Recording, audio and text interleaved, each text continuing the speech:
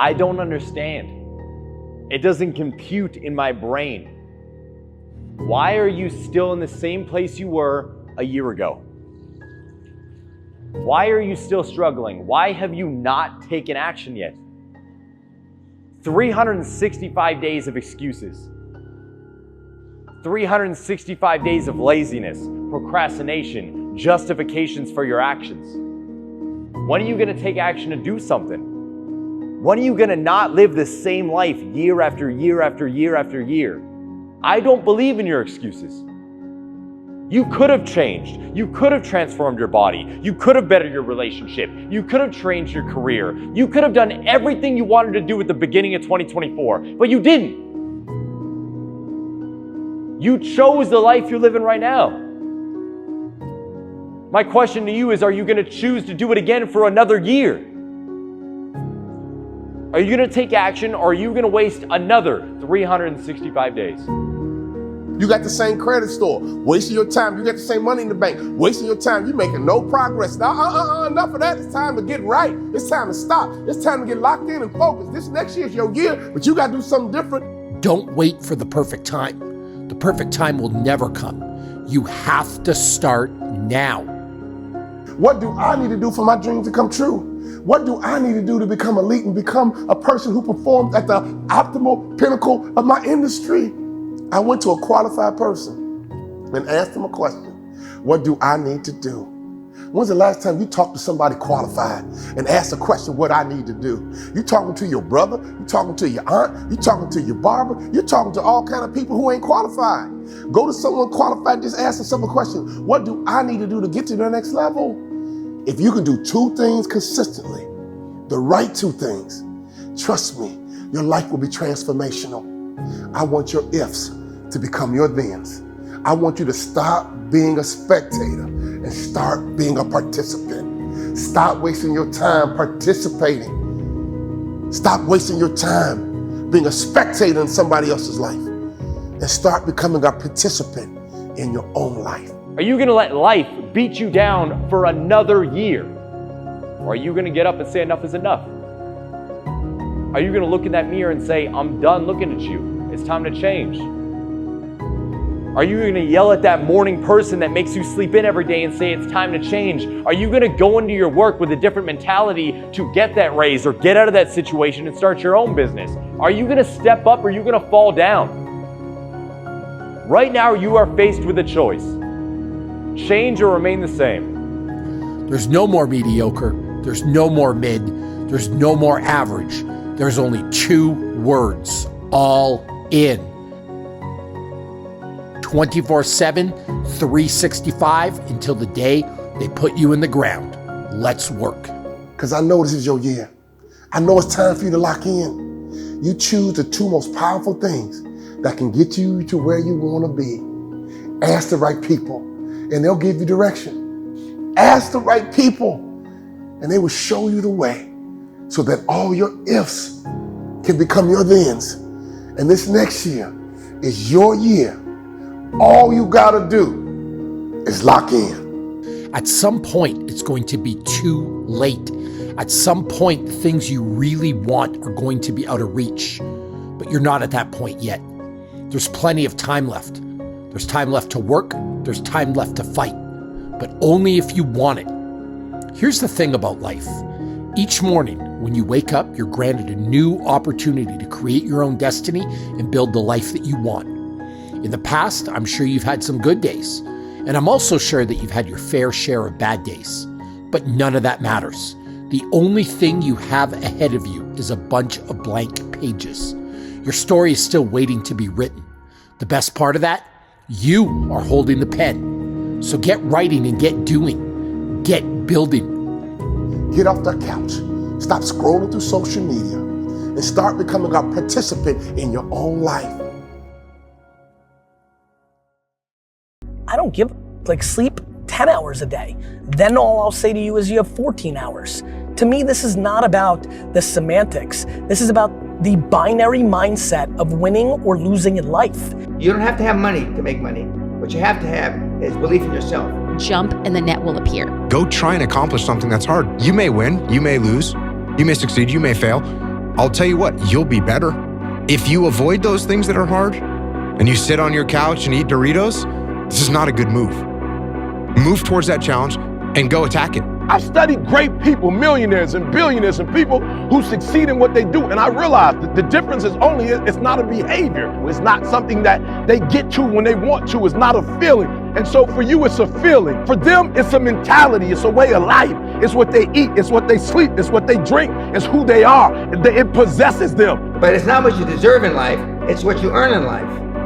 I came from a background. My dad beat me. I got in a lot of trouble. I found a way to turn it around. The projects that say, I don't know if I can animate that. I don't know how to do that. Those are the things we want, because through that curiosity, you'll reach a level that you didn't think was possible. When you run a business, it is a series of oh my God moments. Like the oh my God to oh my God. There's something that you love more than yourself, than your dream. I know you're tired. I know you're weary.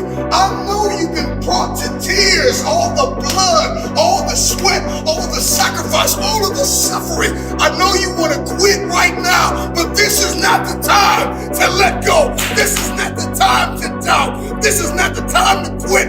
Keep going. The ones that don't make it know how to be a victim. They feel sorry for themselves. They blame the next guy, and they don't take the responsibility as their own. And that's what an entrepreneur does. You're the boss. It's your problem, period. It's your problem. It rests with you. Now, what are you going to do about it? Your excuses will destroy you and take everything that you ever wanted from you if you let them. What successful entrepreneurs do is they just keep doing it over and over and over and over and over and over and over. And eventually, if they're fortunate, one of their ideas happens to hit the right place at the right time. And so that's also Darwinian in some sense. You know, you're creating all these little enterprises that are sort of alive. They're run by people after all. And even if your idea is good, that doesn't mean it will be successful. There's so many things that have to be taken into account. So this is partly why persistence, and that's part of conscientiousness, is so useful. It's like, you know, what do they say? If at first you fail, then try again. And that would probably mean try something different rather than the same thing. But persistence is helpful because it enables you to run many, many experiments. And you need to know that the baseline is failure. You know, it's important because otherwise you'll blame that on yourself. You know, and some of that's useful because there's probably some things that you could improve about yourself. But it's very difficult to go from 0 to 1, you know. If you're starting out as a salesperson, for example, the hardest sale is the first customer. If you want to achieve what you want to achieve at the highest level, this is a binary game. Either you're in the yes, I will figure this out business, or no, this won't work because. Too many of you are stuck in this is not going to work because. There's sometimes you could be in a meeting and you could be the smartest guy in the room, and you don't want to let anybody know that. Let everybody talk, let everybody think they're smarter than you, but you really know what's going on. There's other times when you're in the room, you could be the least smartest guy in the room, but you got to make them think that you're smarter than them. And if you can master that technique, then you can get just about anything you want in any negotiation. People who are faster and smarter be more productive, especially if they're hardworking, but that's really what you'd want, isn't it? I mean, how the hell do you want to set up your society? You want to set up your society so that incompetent people who do nothing succeed? That first of all, that can't happen. Oftentimes, the person who stops ourselves from doing other things while we would like to point at other people because they have an opinion, it is actually us. We choose to believe, listen, adhere to somebody else's opinions, but somebody else's opinion of us doesn't pay our bills. The person who has an opinion about what it is you're doing was most likely never going to become a customer. I want to know the personality, the character of the people I'm in with, but there's times when I'll test somebody, I'll throw out a word or two that I know is false, and I'll see how he responds. If he wants to make me think I know what I'm talking about, I'll say something that has nothing to do with anything or is totally absurd, and we'll see how they answer. And sometimes they'll give you an answer and you can start to, they'll indicate to you what kind of personality they are and really what you have. The main thing is just let people talk first. Try to get as much out of them as you possibly can. And then you can kind of figure it out. Like with Gotti, a couple of times I had to sit down with him I knew that he could never believe that I was winning. So in the midst of the argument, I had to figure out what he really wanted and how I can get what I want, letting him think that he got what he wanted. I mean, I don't know if I'm explaining that right, but you know, it's all about how you carry yourself. It really is. But you got to be prepared. I use what I call the iterative decision-making process. I'm only to take small steps. So, am I trying to leave I don't like my job. I'm miserable there. Okay. Does that mean I walk in tomorrow morning and say, hey boss, I hate it here, I quit? No, it doesn't mean that. It means I say, okay, I'm gonna start putting my resume together. I'm gonna start checking out LinkedIn. I'm gonna start seeing what qualifications I might need that could improve my ability to get a new job. Once I've done that, I'm gonna start sending out my resume. I'm gonna start building some relationships with some people. And now I look up and I get another job offer. So I didn't make a crazy short-term emotional decision. I made a slow, progressive, iterative decision-making process that led me from a situation that I didn't like to an opportunity that seems more promising. And this could apply to just about anything. It's what you learn to do is, okay, I'm gonna go forward. I can't get out of this. I'm gonna go forward. I'm not gonna quit, so I'm gonna go forward, bring it on. And I think if there's anything that you learn, it's to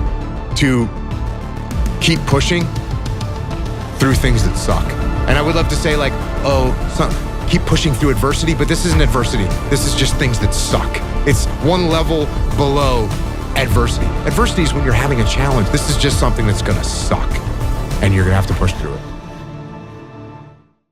If you can't even go look in the mirror and be happy about what you see, good luck starting anything.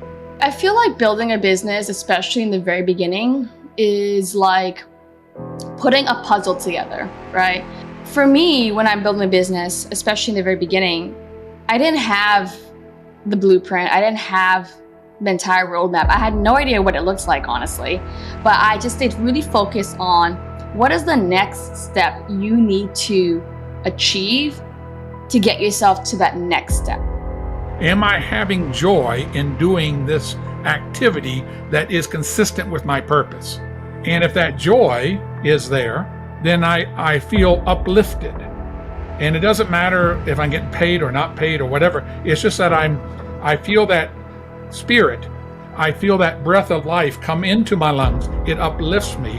I'm ready to do this work. When somebody else says jump, if they're in an authoritative position, you jump. And I've always been like that. Like, I'm a very firm believer in I am a leader, but at the same time, if I sit down and you know more than me, I'm gonna shut the listen.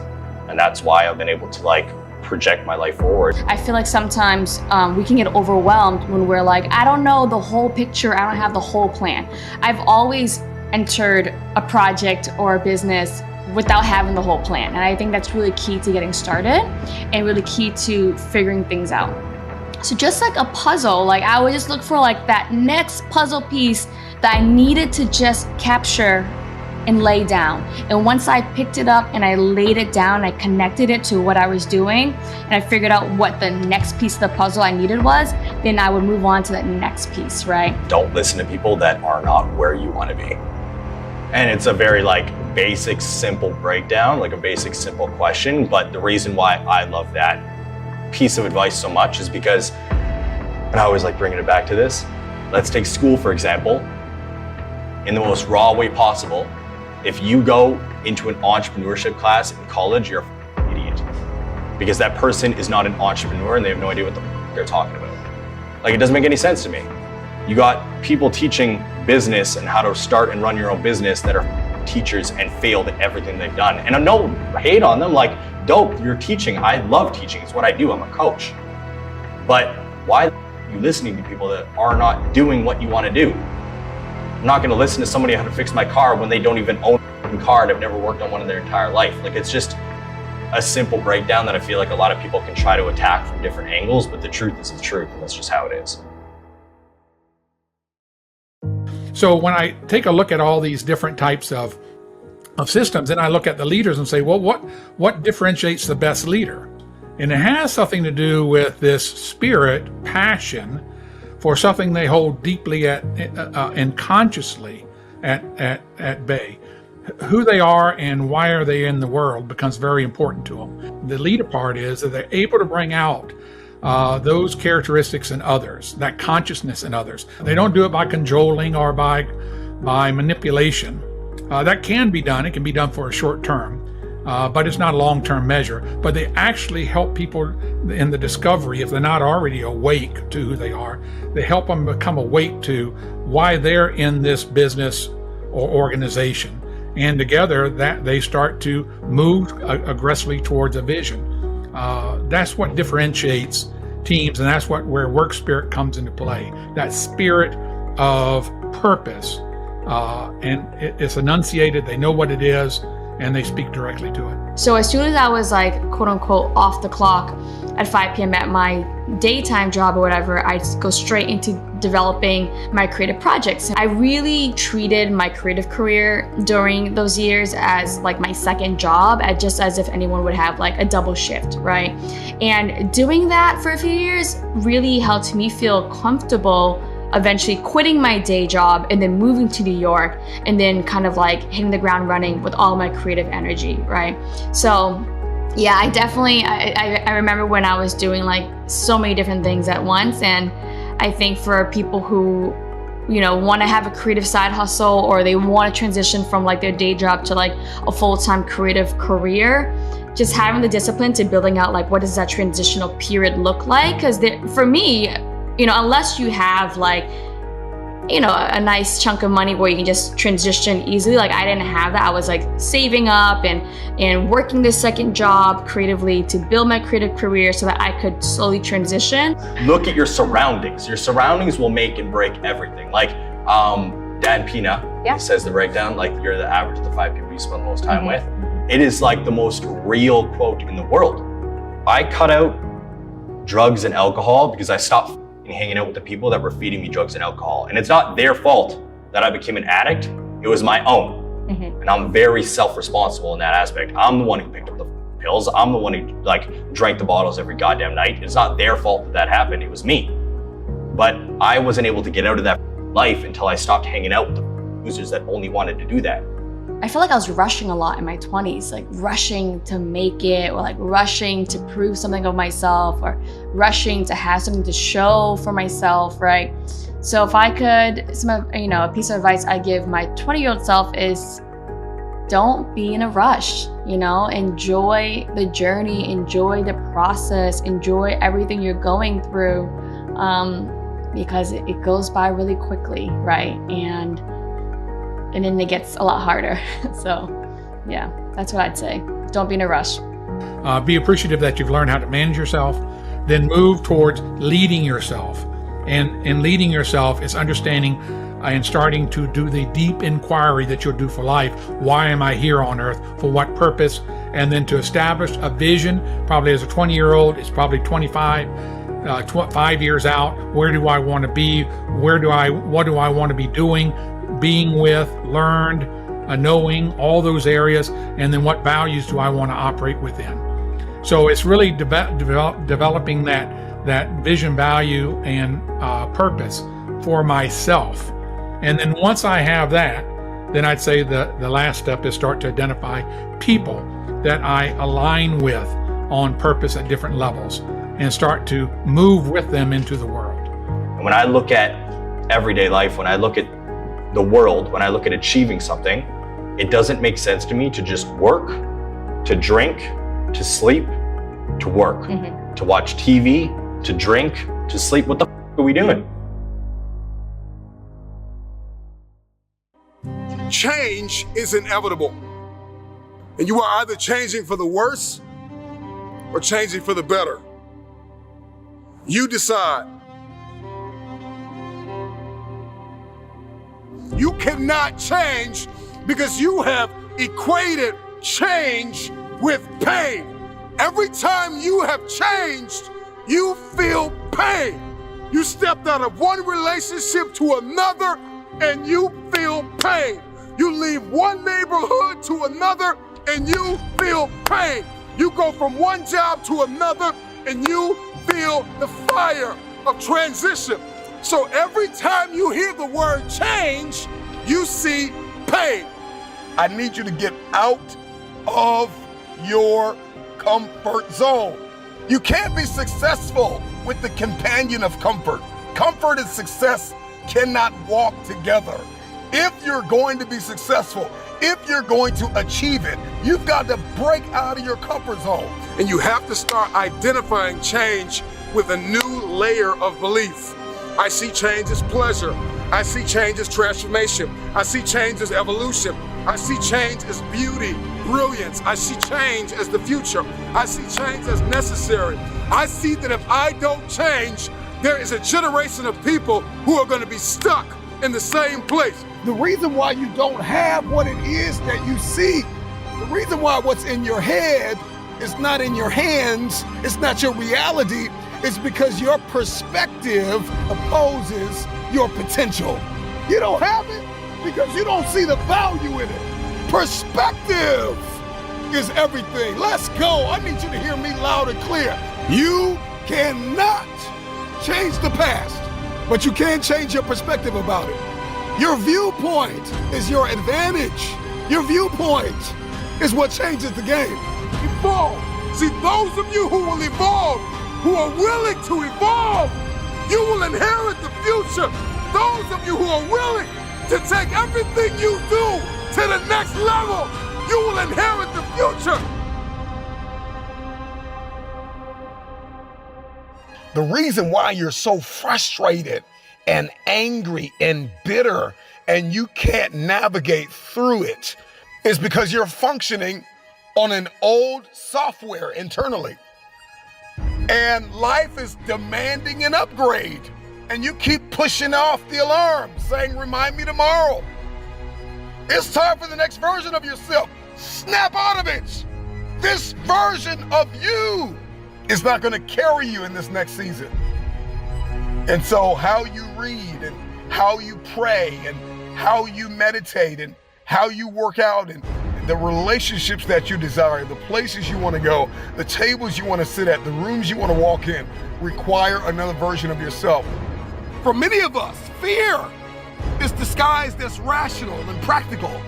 And fear is disguised as a planning agent. I'm just planning out the process and I'm just gonna wait. I'm just kind of walking myself through everything and processing everything. And so fear disguises itself as process and practical and rationale. And no, boss up and admit that you are afraid. You are afraid to evolve. You are afraid to give it everything you have because you are afraid that people will reject you. You are afraid to change. You are afraid to move. Boss up and admit that you are afraid. Change is not pain. See change as growth. See change as transformation. See change as evolution. See change as necessary. See change as critical. See change as inevitable. And the more and more you start to see that change is not pain, you're gonna see transformation. You have unfinished business, and you need to go back to that dream, back to that idea. You have a date with destiny. You have unfinished business. It's time for you to go back to the drawing board with a new perspective. And so how you read and how you pray and how you meditate and how you work out and the relationships that you desire, the places you want to go, the tables you want to sit at, the rooms you want to walk in, require another version of yourself, another version of discipline and focus and intentionality. And you got to sacrifice the old you. The marketplace rewards those who have evolved. The marketplace rewards those who have become more valuable. You will be rewarded for the pain. If you're trying to be financially fit, your vice could be splurging on clothes and entertainment and food and recreation and not saving and investing. If you're going to be extraordinary, and you can't make ordinary sacrifices, there are levels to sacrifice. There's sacrifices that everybody makes, sacrifices in every scene of our lives.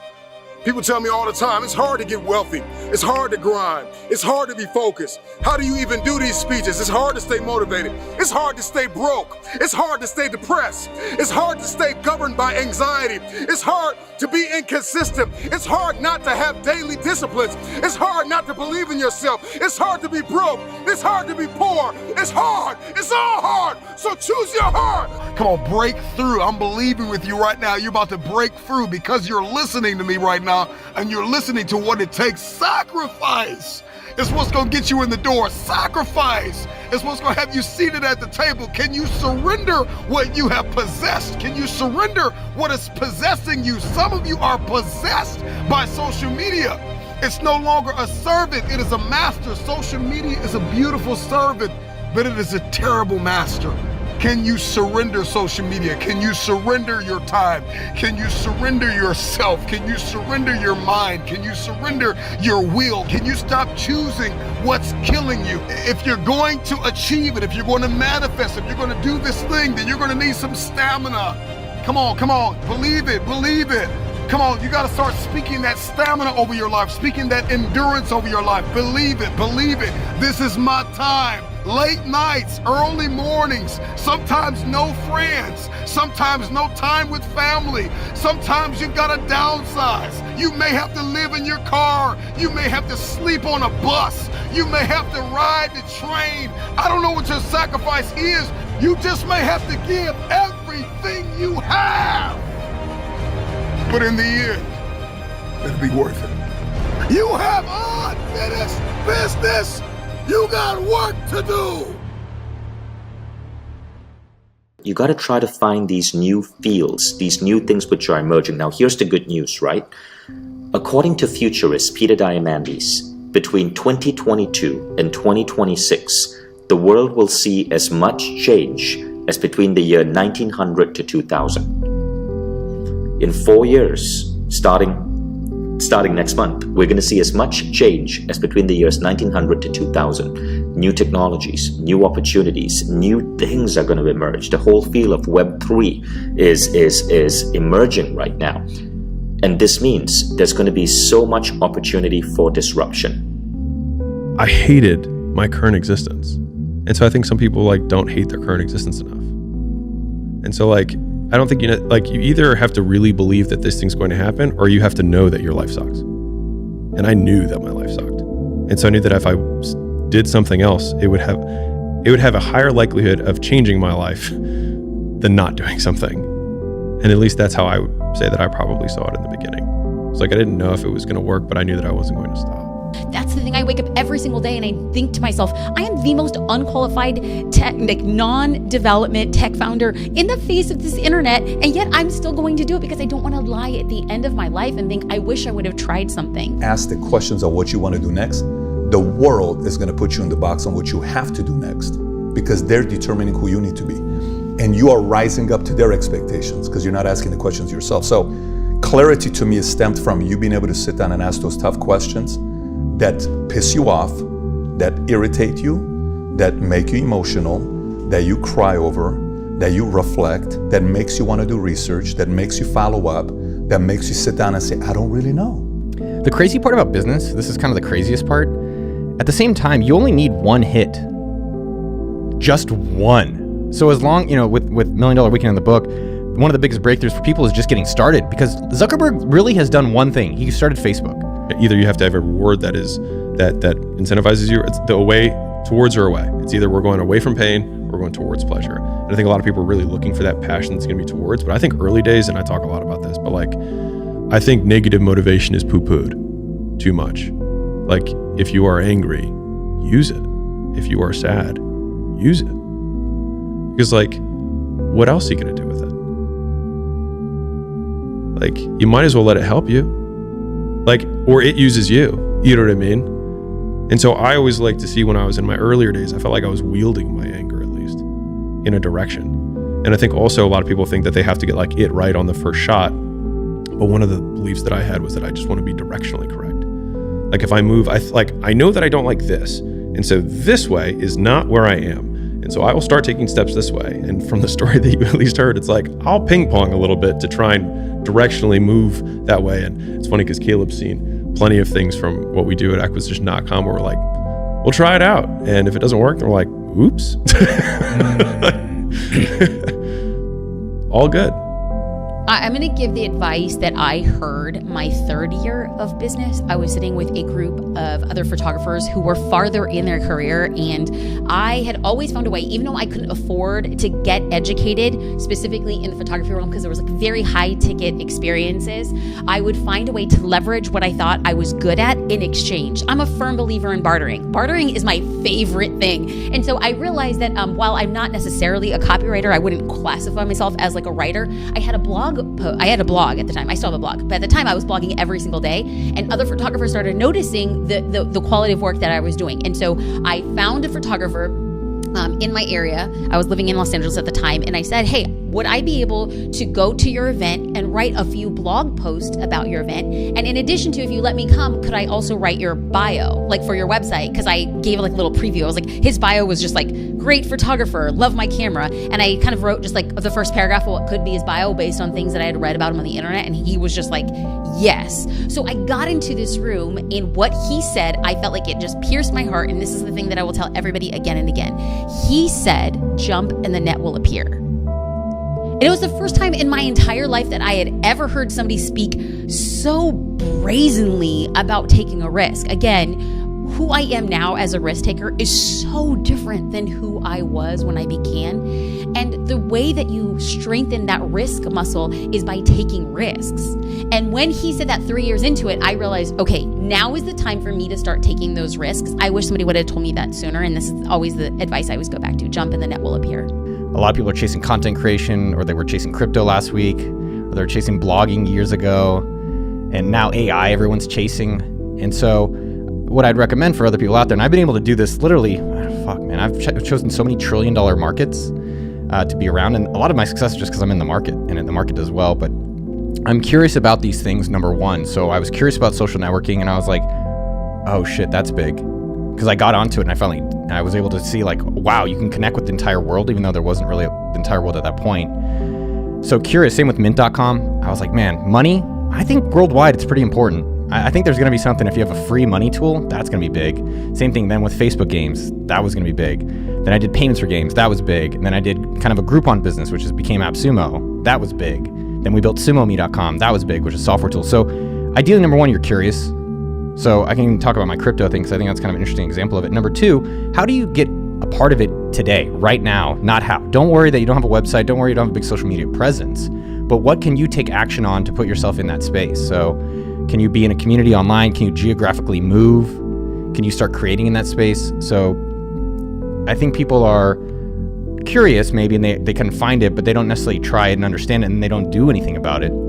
So even with crypto, got involved. I heard about it in 2012, didn't do anything. I thought it was stupid. And then in 2016, I had to buy an illegal NFL stream. That's how I got into crypto. And so I bought this illegal NFL stream on a website, seasonsforyou.com, and I saw the power of what this could be. And then I started buying at that point, and that's where it's now become a multi-million-dollar portfolio. And I think the biggest thing for everyone out there is, what are you doing on your phone all day? There's probably something within there that's $1 billion opportunity. Same thing on what you're doing outside, same thing what you're watching on content. And just being a little bit more curious and then taking action around that. My executive team, they decided to skip their salary for a month so that everybody else could get paid. We had maybe 60, 70 employees at that time. Unfortunately, January came in, and January is always a great month for personal growth, and we had a campaign that worked, and we were able to get back on our feet. But these type of moments, they're soul crushing. They keep you up at night. But you gotta be prepared to go through them on your journey. But again, if you adopt the attitude that the number one thing is your growth, is how much you're learning, you're better able to go through these ups and these downs. Like the ups don't go to your head, and the downs don't destroy you. Get to the deeper part of who do you want to be? What life do you want to live? And why do you want to live this life? Why is it important to you? Why is it worth you putting through all these hours? Why would you want to do that? That's transition when you go through it. And then the pressure part, when you said, here's who I'm going to be, where you declare your intentions to the world. this is what I'm going to be doing. A lot of times we keep things a secret. And so there's a debate. Some say you should never declare your intentions to the world because that pressure could create anxiety. You should never do it. You know, like Babe Ruth pointed a finger and I'm going to hit a home run. What if you don't hit it? What if you fail? You know, what if you say, Michael Jordan says, the Bulls never losing game 7. You should never say that because there's too much pressure on the players. Or then the other side said, well, you should put the pressure on yourself because your teammates play better because it's not on them, it's on you. And the leader does that.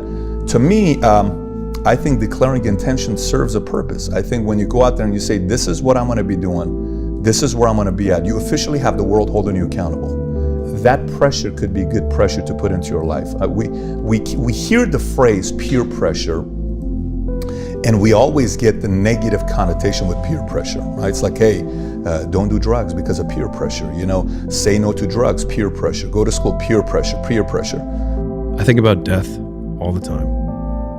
It's like, I'm going to die. And I think you have to agitate the pain for yourself. Like, you have to stoke the pain. Like, if you can't get through, because like, it would be odd that you would be motivated by some weird passion. Like, not everyone's Mozart and just like, I just love music and I see see numbers and colors, whatever. Like, some people are like that, but most people aren't. And so if you're not that, then you only start really liking stuff when you get good at it, in my opinion. And you only get good at it by doing it a lot of times before you're good at it. And so this is why I'm a big believer in this, is that when you are starting out, I think you got to find the thing that's the pain. And like, pain motivates significantly faster and stronger than pleasure does. Like, people are like, no, passion's the right way. It's like, point a gun at a family member, all of a sudden, 10 out of 10 motivation, pain. And so like, I think people should use their pain more. And if they don't have enough pain, then one, maybe that's fine and you're a dreamer and that's okay. But I will tell you that a word that I read in my like 6-month journey between when I wanted to quit and when I actually quit, there was this word that just like pissed me off. And it was this in this self-help or entrepreneur book. And it said, there are entrepreneurs and there are wantrepreneurs. And it was like, wantrepreneurs are people who read these books and don't do anything. And I was just like, I don't want to be one. I was like, I am one of these right now. And it just like felt so powerless. And I think that my entire life has been a lot of trying to have power. And I mean that in the true sense of just being able to direct influence in events.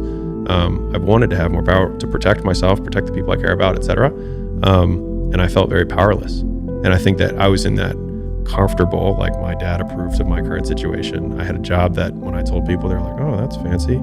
But I felt powerless.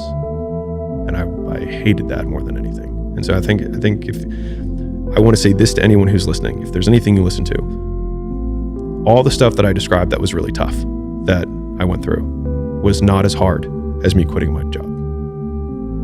By far, the hardest decision of my entire life, bar none. Because the things that I was actually caught up with were the opinions of other people. The opinions of my father, and the opinions of the people that I went to school with who I thought would judge me for leaving this good job to probably become a failed gym owner. And how lame that would sound compared to consultant, going to Harvard and blah, blah. Like, I was going to go from peak white collar to a very blue collar, profession making significantly less because I, quote, loved it. And like, I'll say this again, but like, sometimes you have to let other people's dreams for your life die for yours to live. Don't ever let somebody tell you you can't do something. You got a dream, you got to protect it. People can't do something themselves. They want to tell you you can't do it.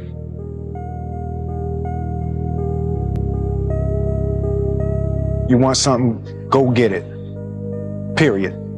When you are starting out, I think you got to find the thing that's the pain. And like, pain motivates significantly faster and stronger than pleasure does.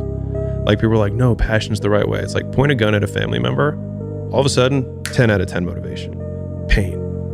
And so like, I think people should use their pain more. What matters is, at some point, you have to identify what you want to do, and you've got to become the best in the world at that, period. And so you say in your life, well, something grips you and fills you with interest.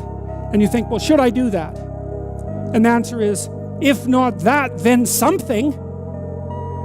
What if it's a mistake? It's a mistake. Rest assured. What do you know? you're going to stumble around, right? And what's going to happen is this. You're going to move, you're going to not stay in stasis. You're not going to wander around in circles. And I see people like that. They said, well, I never knew what to do, and now I'm 40. It's like, that's not so good. That's not so good. And you might say, well, and there is a literature too that suggests that people are a lot more unhappy when they look back on their lives about the things they didn't do than they are about the mistakes they made while they were doing things. We have these idealized versions of purpose that I think Instagram and all this stuff kind of make terrible. But like, I think there's a lot of honor in work, period. And I think a lot of people fool themselves by thinking that what they do for some reason is not honorable. If you build, you're building the muscle either way. You're either building the muscle that says, I do what I say, I keep the commitments that I make, or you're building the muscle that says, I make excuses. I don't do what I say. I can't be counted on, right? And so when we think about discipline, it's really about like, what promises are you going to keep? And the tricky thing is you're keeping promises to yourself that nobody even knows that you made, right? It's not like, hey, you made this commitment. If I don't write this book by this time, like, I have to do this embarrassing thing, or, then I'll retire. You're not really putting your ass on the line in that sense, but you've said to yourself, you're going to do this thing, and building that muscle is really important. I mean, sometimes you have to let other people's dreams for your life die for yours to live. And for me, it was like when I continued to every day not want to wake up, that was my wake up call, where I was like, either I continue to live this way and not want to be alive, or I just risk the fact that I'll die to everybody else. And I think that it was the hardest decision of my entire life, by far. All the hard stuff we went through, still the hardest decision of my life. Is your foundation and your fundamental principles so strong that if this thing was to go away, could you still create happiness and success all over again? If your foundation and principles are extremely strong, no matter what endeavor it is, you look at the most successful people in business and everything else, they've gone to do multiple things that have allowed them to create different levels of happiness within that confined circle. Michael had basketball. Then he had the shoe brand. Now he's got other endeavors. He's involved in, a lot of philanthropy things. The competitive nature doesn't stop, and everybody thinks you can only be happy with one certain aspect in your life. You can create happiness in multiple things in your life, and if it gets to the point where it is burning you out, that means it's time for that you are no longer obsessed with that thing anymore, and it's time for you to become obsessed with something else. So my obsession became that humans are the ultimate adaptation machine. We are literally wired from the ground up in order to grow and improve under stress and pressure. So it's like, what's the phrase? Pressure can burst pipes, but it also creates diamonds. Yes. So it's like, you need the pressure. And yes, it can hurt, but it can also make something amazing if you're willing to put yourself in that situation. So it's a weird twist of fate that humans, in order to build the muscle, you first have to tear it, right? Yes. So, but once you accept that that's how it works, you can do extraordinary things. The satirical and the ironic and the troublemaker, the comedian, the fool. The fool is the precursor to the savior. Why? Because you're a fool when you start something new. And so if you're not willing to be a fool, then you'll never start anything new. And if you never start anything new, then you won't develop. And so the willingness to be a fool is the precursor to transformation. And that's the same as humility. And so if you're going to write your destiny, you can do a bad first job. You're going to get smarter as you move forward. They really want what they want, and they really end up getting what they want because they have to have it. They're obsessed about it. And anytime they're obsessed about it, they start figuring out creative ways to get what they want. If it's a girl, if it's a business, if it's a position, if it's a certain success, if it's accolades, if it's a certain place they want to be, if it's a certain lifestyle they want, they're gonna figure out a way to get it because they're obsessive. They have to have it. They're just wired that way. I was saying what I said earlier about, like, I believe these things to be true about the universe or like the world. But a lot of those are like, what do I believe about myself? Which is like, I can choose to do work in this way, which then I can derive joy from. So like, if I'm shoveling shit, I can choose to be like, I will be the best shit shoveler because I believe that I will figure out how to do this more efficiently, and I will, I will get better, and I'll have calluses on my hands, and I'll have a better back and whatever. But I will do this well. And I think you can find joy in work if you decide to do it. Going back to the only belief that matters, you said it. It's the way you act is ultimately all that matters, and the way you act follows what you allow yourself to believe. Maybe a better way to say it is what you choose to believe. Mm-hmm. So if you choose to believe that your energy and efforts will result in more skill set, then you will actually put energy and effort into getting that, which means you actually will get the skill set. But if you think, well, my talent and intelligence are fixed, so no matter how much I work, I'm never going to get better, right? If you don't think that putting time and energy into it will yield anything, then you won't put time and energy into it, and you thusly won't get the skills. So, and if you don't have the skills, then you can't do the things other people can do, and so people just get stuck because they don't have the only belief that matters. So they don't put the time and energy. And so that's like where everything starts is, are you putting the time and energy into getting better, yes or no?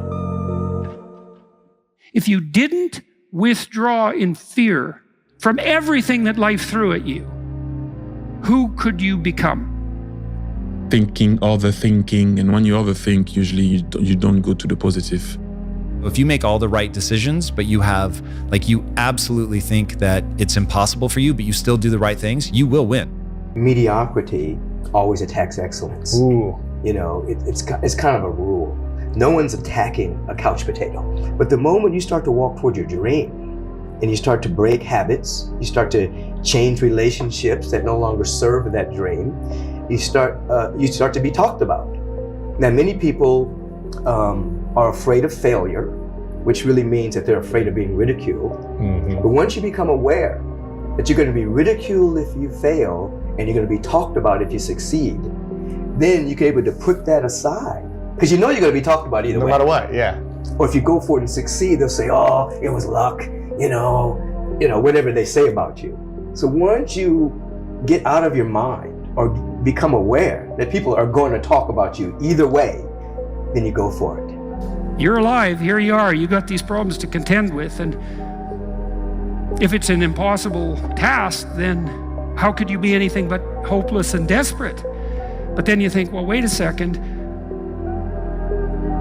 how would things transform if I took this on as a voluntary adventure? Regardless of its scope, and the scope would include unjust suffering, death, and hell. And that's not just some religious or metaphysical vision. It's like, no, you're actually going to have to contend with that in your life in whatever way those things make themselves manifest to you personally. That's coming, man. And so maybe you better get prepared. So you can't say you want to be successful. You can't say there's certain dreams and goals, there are things you want to have and things you want to be if you are still average. Success and average have absolutely nothing to do with each other. This is what I'm telling you. Your boss can't stand average. Your coach can't stand average. Your teacher can't stand average. Your spouse, listen to me, your mama might put up with it. Your daddy might put up with it. But listen to me very closely. Nobody really likes average. Some people have a problem for every solution. Some people don't believe that they can achieve at a high level. Some people are okay doing what average people do, doing just enough to get by. But that's not you. You have dreams, you have goals, you have aspirations, you have desires. And you are taking action to make all of your dreams a reality. If you practice forthright and voluntary exposure to that which terrifies and dismays you, it transforms you. Much of the biochemistry of motivation and emotion is transformed when you take a stressor which could be oppressive and paralyze you and cause you to withdraw, and you reverse that and you decide to advance. It's like a different spirit inhabits you. And I mean this physiologically. There's a whole different pattern of being that makes itself manifest in you neurologically and psychophysiologically and pharmacologically. So you take it on as a challenge, right? And that transforms you at a cellular level too, because one of the things we've discovered in recent years is that if you do something new and complex, then that turns on that parts of your DNA that haven't produced proteins before will start producing new proteins and reconstruct you from the cellular level up. So it's a deep transformation, and we have no idea how deep. And again, you could ask yourself, if you didn't withdraw in fear from anything from everything that life threw at you, who could you become? The only belief that matters is that if I put energy and effort into getting better, I actually will get better. And so you can look at anything and say, okay, maybe I suck at this right now, which was the key realization for my life. Okay, I actually am not good. Like, my father-in-law wasn't crazy. I really wasn't anywhere useful for his daughter at that time. My mom wasn't crazy. I really was lazy. So she was just picking up on the fact that I was tremendously lazy. She wanted me to be successful, but she was just looking at my behavior. And so I hadn't been misidentified. People just didn't calculate how much I could change, and that I would so grasp onto the ability to change as an emotional life raft. And so the big switch was that I decided to believe that I could get better. And once I made that decision, it aligned my behaviors with skill acquisition. And that's all life is. Acquire skills. Listen to me. Don't keep calling me and telling me you're going to get on the dean's list. Do me a favor. Don't tell me you're going to be on the honor roll. Shut up. Go to work and show me. Show me what you got. Extraordinary mindset. You are determined to make the impossible possible. You are determined to make the unbelievable believable. You are determined to do more each and every day than that average person will do in a whole week. You are determined to do more in a month than an average person does in a whole year. So if what you're hung up on is you just can't ever fathom that being true, then saying it may begin to form this it erodes this lack of belief that it's possible. Now, my problem is when people think that just saying it out loud is going to make it come true. That for sure isn't true. So your behavior is ultimately all that matters. So if you make all the right decisions, but you have, you absolutely think that it's impossible for you, but you still do the right things, you will win. The problem is that if you believe that it's never going to happen for you, you won't take the steps. And so when you look at how hard something is and you get partway down that road and you're like, wow, this is really hard. It's making me confront my insecurities. This does not feel good. And I don't believe it's possible anyway. Then why would you keep going? And the answer is you wouldn't. And so nobody does. And so everybody who believes it's impossible and encounters the difficulties that success will demand of everybody, they stop 100% of the time. And so by looking at yourself in the mirror and saying, I am a millionaire, I'm a genius, all this stuff, it may function as some eroding mechanism to those entrenched beliefs that it's never going to happen for you. That would not work for me because there's a part of my brain that just screams, this is bullshit. This is bullshit. So for me, I had to align with what do I believe to be true about humans? I needed to accept that I was average. That was a huge moment for me because I tried to believe I was special, and either luck of the draw or the fact that I really am average, I've always been around a substantial number of people that are smarter than me. Literally every niche I tried to find, I would always run into somebody better than me. And it was devastating. Breakthrough for me was to accept that I was hopelessly average and that was still going to allow me to be successful.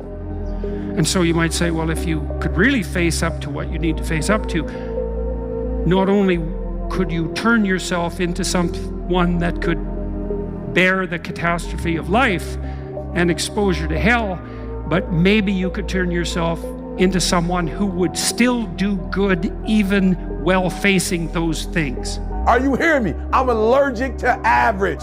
And the problem with a lot of you is you're not allergic to average, all right? You gotta do me a huge favor, man. You lying to yourself. On one point, you said you wanna be great. You wanna do great things. You wanna have greatness. You wanna be great. Listen to me, but on the other hand, for real, For real, you comfortable with average. And I told you, listen to me, I don't care what side of the railroad track you were born on. I don't care if you were affluent. I don't care if you privileged. I don't care if you grew up in poverty, with the father, without a father, with a mama, without adopted. I don't care. Listen to me. The reason why I'm telling you that I'm allergic to average is not personal. ET is allergic to it because success is allergic to average. Are you hearing what I'm telling you? Success and average don't have nothing to do with each other. If the people in your circle are average, we don't do average. We won't do average. I need you to have a CEO mindset. Champion energy only. Some of y'all, you lying to yourself. You say you want to be great. You say you want to get to the next level. You say you want to be dominant on that field. You say you want to go to the Final Four. You say you want to be a national champion. Listen to me. You say you want a promotion. You say you want to start your own business. But listen to me very closely. You talk too much. Shut up, get in the lab, and let's go to work. You hear all these, like, I'd say fake entrepreneurs or fake coaches. They don't actually have any real businesses. They're like, you got to 10x today, and you got to 5x. If you're not 5xing, you're failing. And the reality is when you set less ambitious goals for yourself, you can stick with them for longer because you're not burnt out, you're not tired. You can sustain. And that gives you the ability to create 10x opportunities because you're like, okay, cool, I'm not worried about making money in that, but I can go do things that potentially, be moonshots and really drive the company for the future. Find someone who sits in a position that you want to be in. The fastest way to get to where you want to be, find someone that's already there and ask them for help. You would be amazed how many older, successful people want to help. So don't talk yourself out of asking for help. But also, one of my favorite ones is show me your friends and I'll show you your future. I see so many people surrounding themselves. See, your frequency is your neighborhood. And let me explain what that means is your frequency is created by your neighbors. And if you're sitting in the projects on a lawn chair drinking a Colt 45, you may have all the skills in the world, all the knowledge in the world, all the desire in the world. And when you turn to your buddy on the lawn chair drinking and you say, hey, can you help me? How many options, opportunities, and touches of favor do you think someone in your neighborhood is going to be able to give you? I'm telling you, frequency and vibration wise, surround yourself with the right people and the right ideas. Show me your friends, I'll show you your future. Surround yourself with people that are going to give you more options, more opportunities, and more touches of favor. Surround yourself with people that feed you. So many people are being bled. 80% of their time is around people that make them feel like crap. They're watching things that make them feel like crap. They're listening things that make them feel like crap. They're surrounding themselves with people that make themselves feel with crap. They're being bled all day long and wonder why they feel bled. Well, it's never too late. It's better to start earlier on in life. The earlier you figure it out, the better off you are. But it can happen later in life. Now, I figured out at an early age that I wanted to write. I didn't know what I wanted to write, but I loved words and I loved writing. And if I didn't have that connection when I was 8 years old, all the way into high school and college, I would have been a lost soul. And I empathize with a lot of people who don't have that feeling when they're 8 or 18 or in their 20s. But I've tried to tell people everybody has it. You're just not listening to yourself. You've lost touch with who you are, the core of your being. You're on social media too much. You're listening to what other people are telling you. You're listening to what your parents told you should be doing in life. You're listening to what your friends think is cool. You're listening to what the culture is all about, the entertainment industry, etc. You got to cut all that out. You got to listen to yourself. And you got to be a bit bold. And you have to embrace what makes you different. What makes you different, what makes you particularly strange, if you want to use another word, is your strength, is your source of power. You've lost touch with it. Let's go back and try and find it. And that's the whole problem. How do you find it? Well, it's a process. It takes time. To do anything in life takes time and hours and patience and work.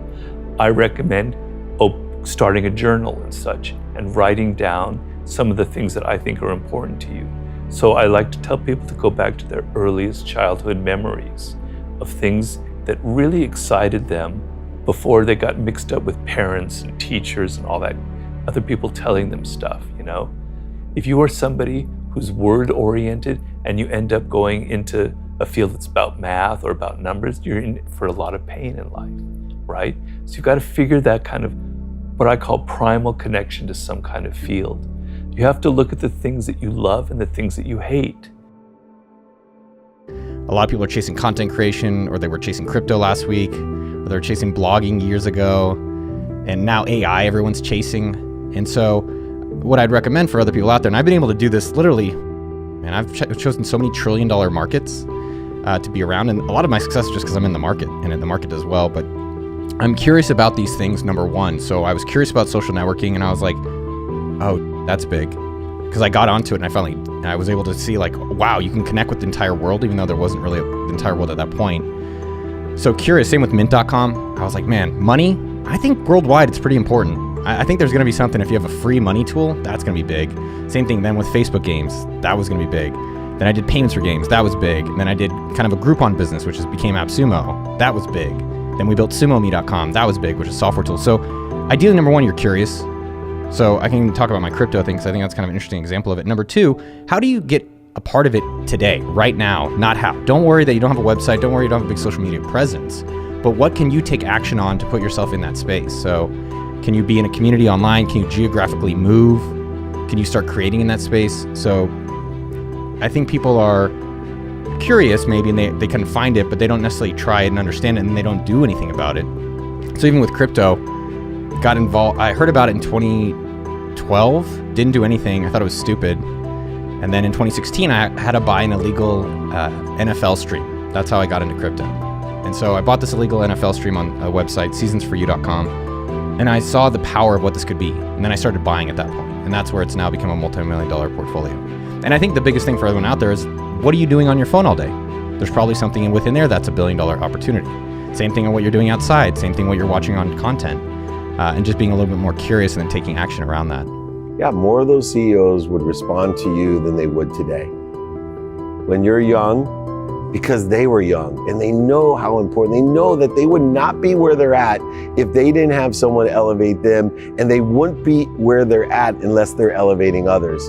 You need to elevate others to elevate yourself, but also you need others to elevate you to elevate you. It's amazing. And everyone, they get fooled by the closed mind.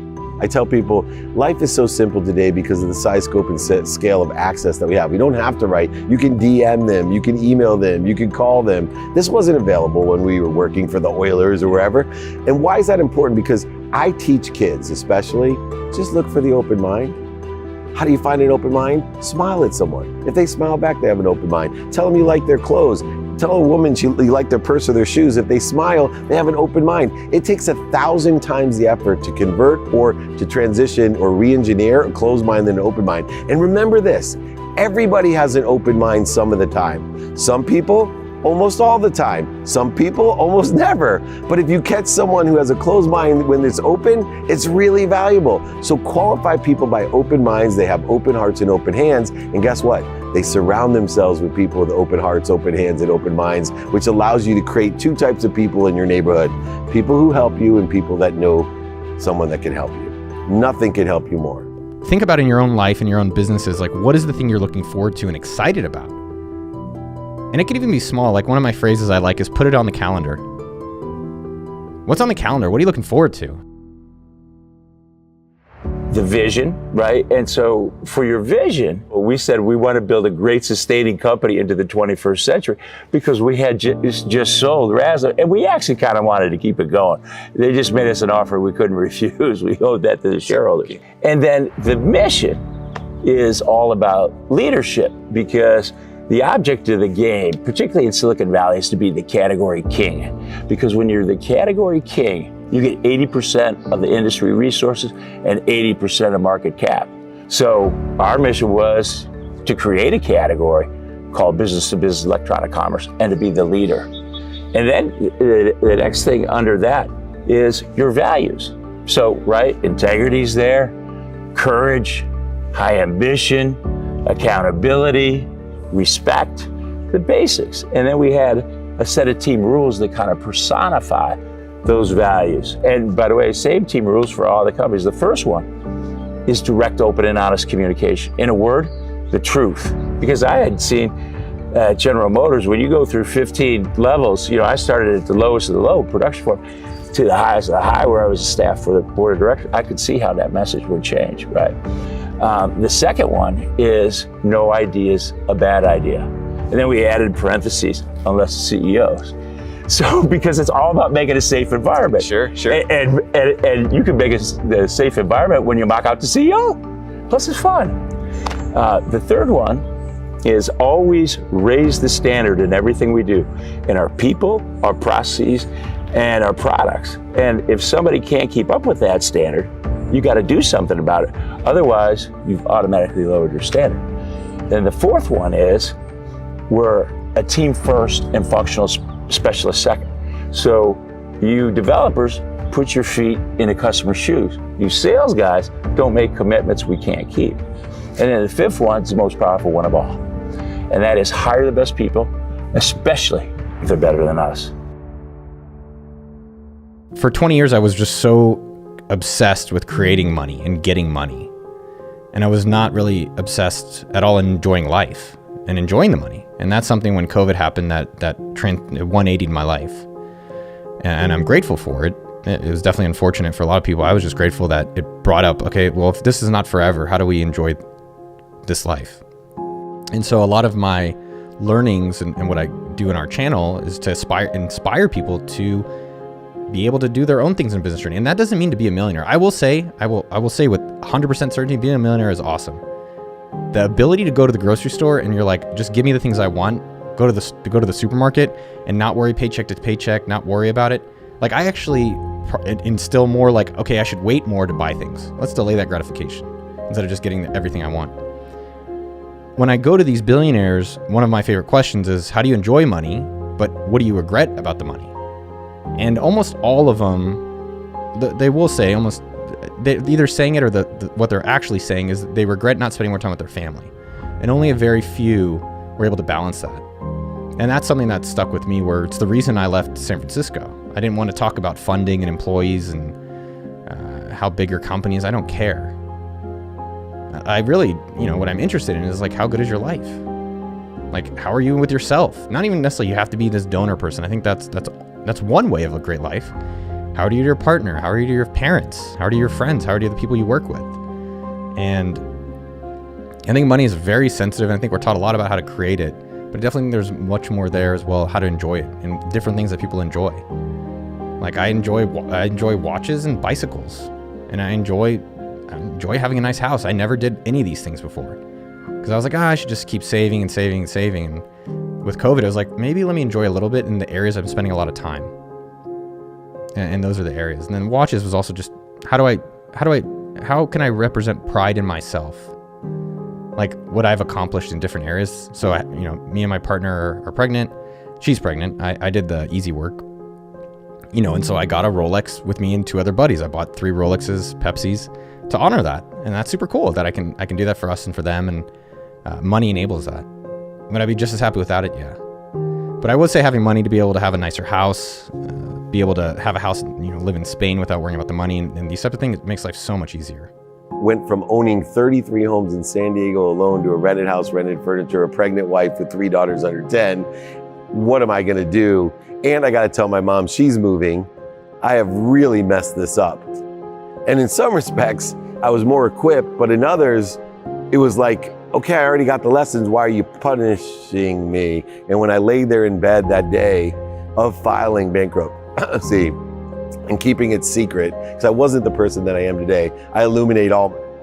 I am who I am. You're either gonna love me for who I am, but you're not gonna love me for who I'm not.